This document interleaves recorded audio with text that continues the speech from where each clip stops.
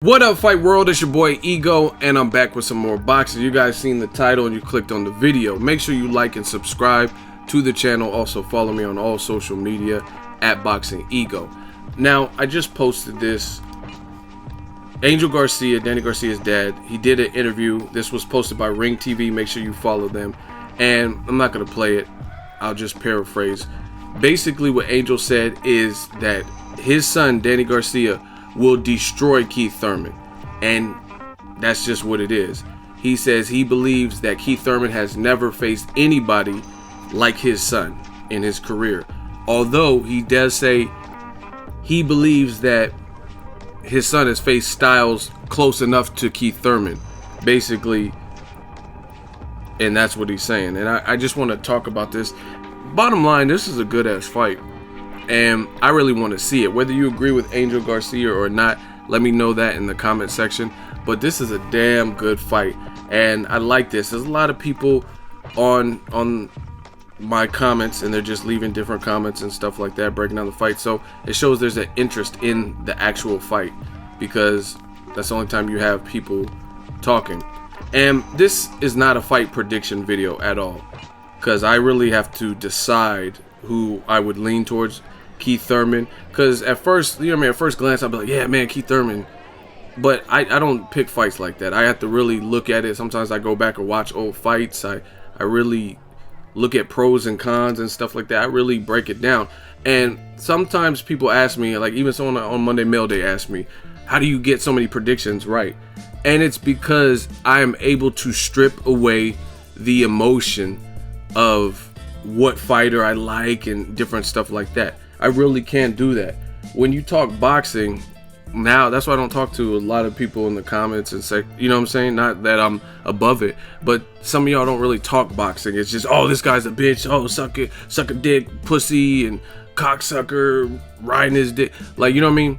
If you were on HBO and they asked you to break down the fight, you couldn't do all that. You know what I'm saying? If you're on Showtime, you could be like, oh, this cherry picking bitch, he's gonna he's a Phil Florin and Phil. You can't do that, you know what I'm saying?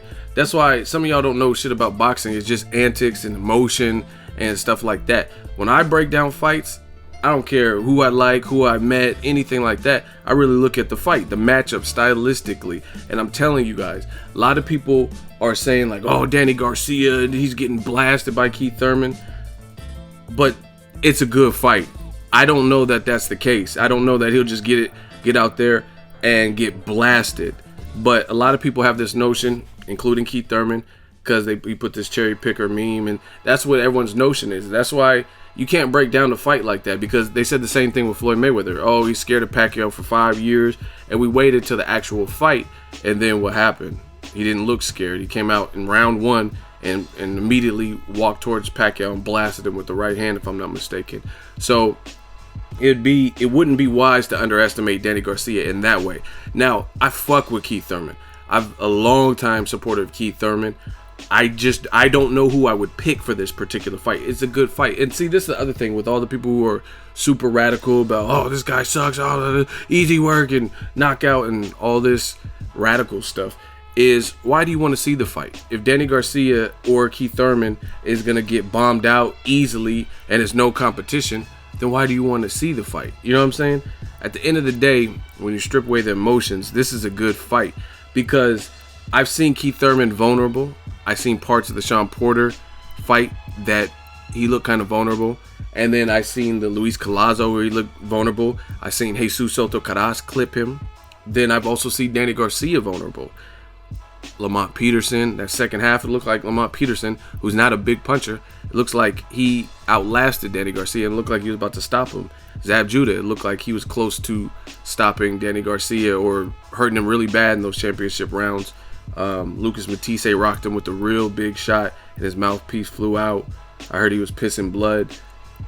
Obviously Mauricio Herrera with the jab. But that's how I know who knows boxing, because they're going to be able to break down the fight.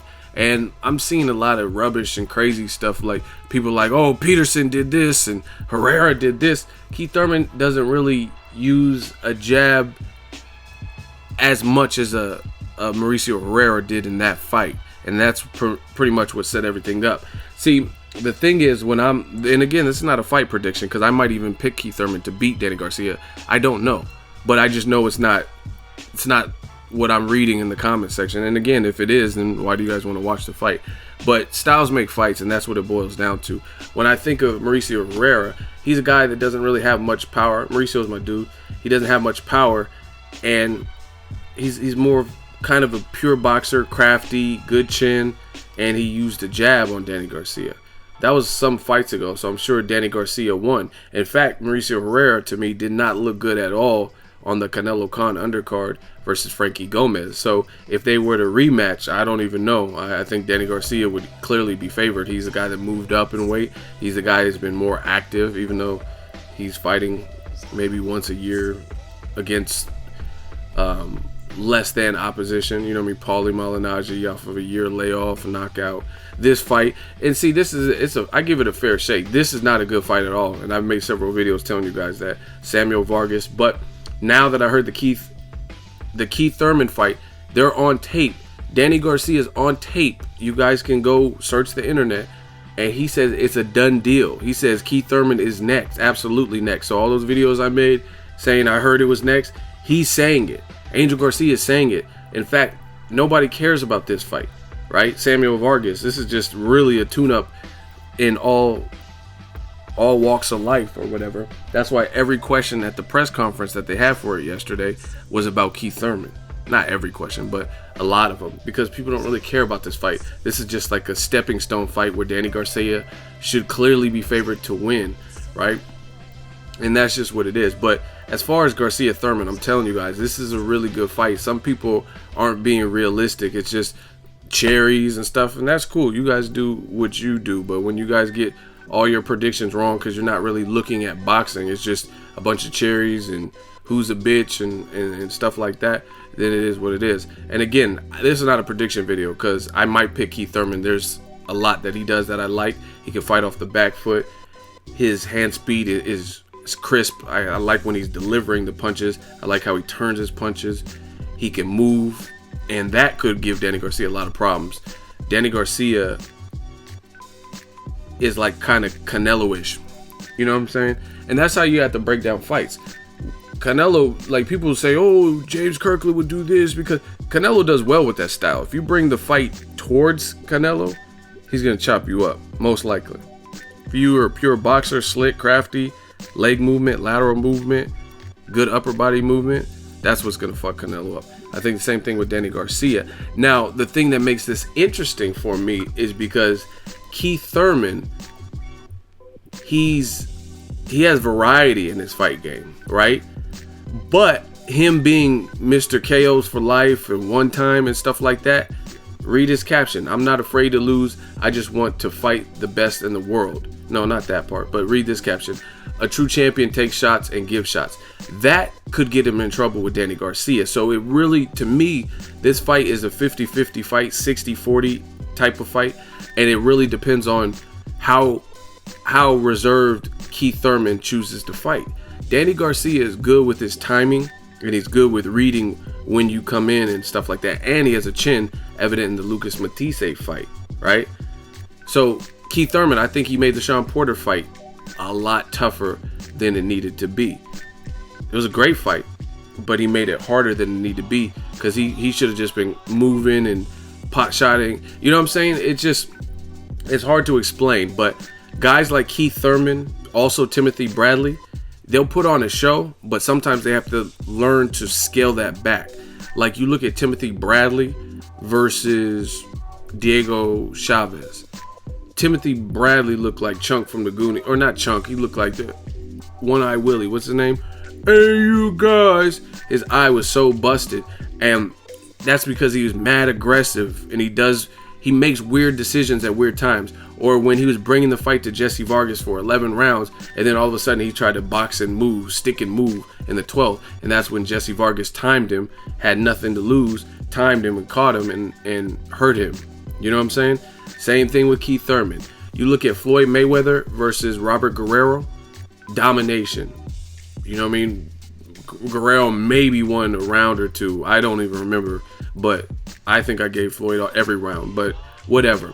But you look at the Keith Thurman fight, he dominated and he knocked down Guerrero, but he also had that hematoma on his fucking forehead because he's fighting a southpaw, and sometimes he fights in like what pleases the fan type of way. And then you look at the Leonard Bundu fight, and he didn't fight like that, and it didn't look like Bundu could hurt him. He hurt Bundu in the first round, and then he started boxing and moving. You know what I'm saying? So Keith Thurman, he's a wild card he has all the tools, but sometimes he chooses weird times and weird opponents to do certain things with. Diego Chavez, when Keith Thurman fought him and stopped him, that early part, watch it. That's my favorite Keith Thurman fight and performance. Sean Porter's up there too. Actually, I forgot about that.